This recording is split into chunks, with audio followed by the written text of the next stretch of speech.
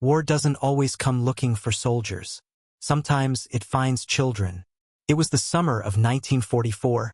In a small village in occupied France, surrounded by wheat fields and smoke, 17-year-old Matthew Durand had never held a rifle, never driven a car, and yet, within weeks, he would become the boy who stole a Nazi tank and changed the fate of an entire town. The Germans had arrived 2 years earlier.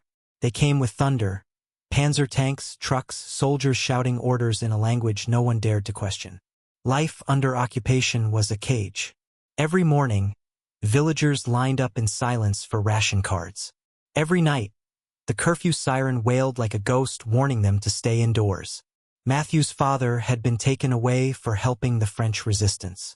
His mother scrubbed uniforms for German officers just to survive. But in her eyes, there was always fire, a quiet defiance that her son never forgot. One night, as rain fell over the cobblestone streets, Matthew heard the sound of engines. A German convoy rolled into town, led by a Panzer IV tank, its treads grinding against the stones. The soldiers laughed, drunk on victory and arrogance. One officer, a tall, cruel man named Lieutenant Kruger, barked orders and threw cigarettes into the crowd. Kruger had taken control of the local factory and turned it into an armory. The villagers worked as slaves, repairing Nazi vehicles and producing ammunition. To the Germans, the town was nothing but a workshop. To Matthew, it was a prison. But behind that prison, the resistance was stirring. Matthew began helping them secretly, passing notes, hiding supplies, listening to troop movements. He became a runner, known by the code name Sparrow. What began as whispers soon turned into plans, and what started as fear grew into courage. Then, one day, fate arrived on steel tracks. A Panzer tank broke down near the edge of the village. His crew abandoned it, planning to return the next morning with parts. Matthew overheard the conversation while delivering food near the German barracks. His heart pounded. A real Nazi tank just sitting there, empty, unguarded, and still running. That night, he told his best friend Claire, a fellow resistance messenger. She stared at him in disbelief. "Matthew, that's suicide." "Maybe," he said, "but it's also a chance." In that moment, a wild idea was born, an idea that would make history in their village.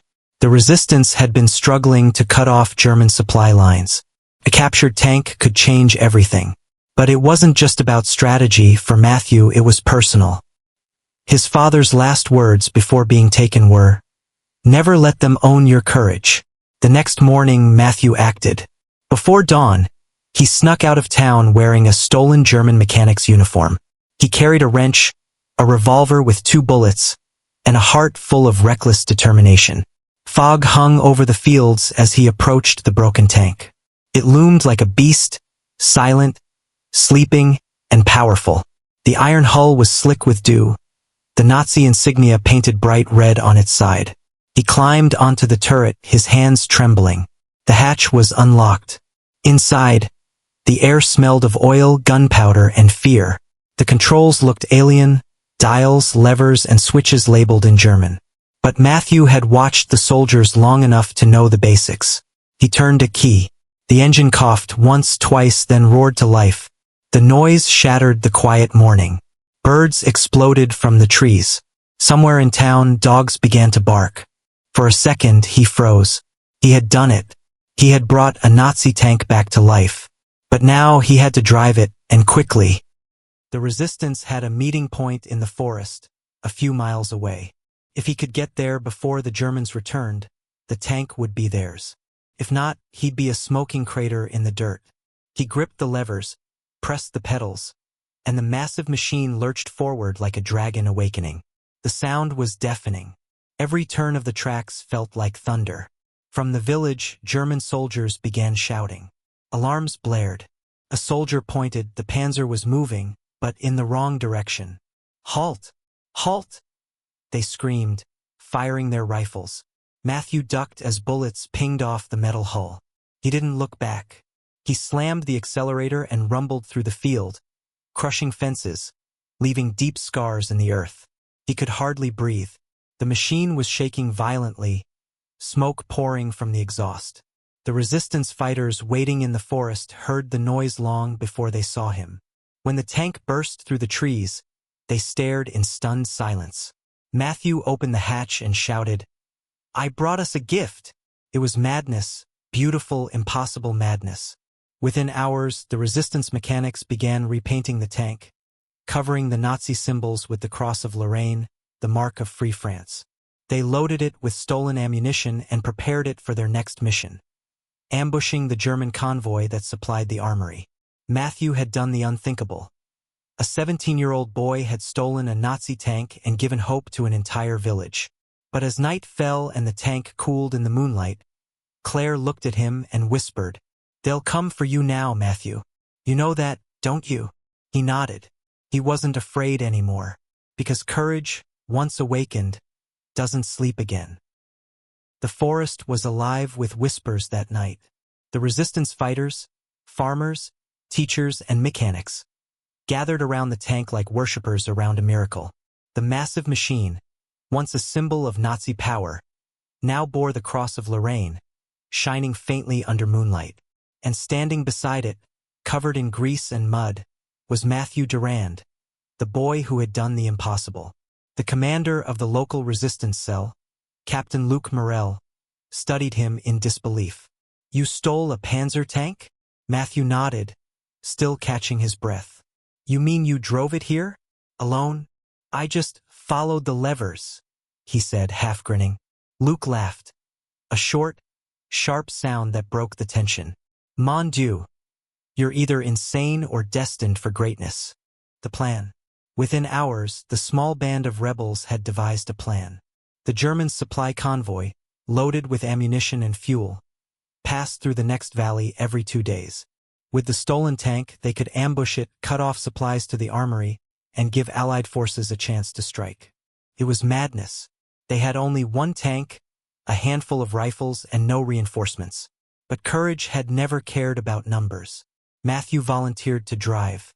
He barely knew how the machine worked, but he had already proven that fear was just another enemy to defeat.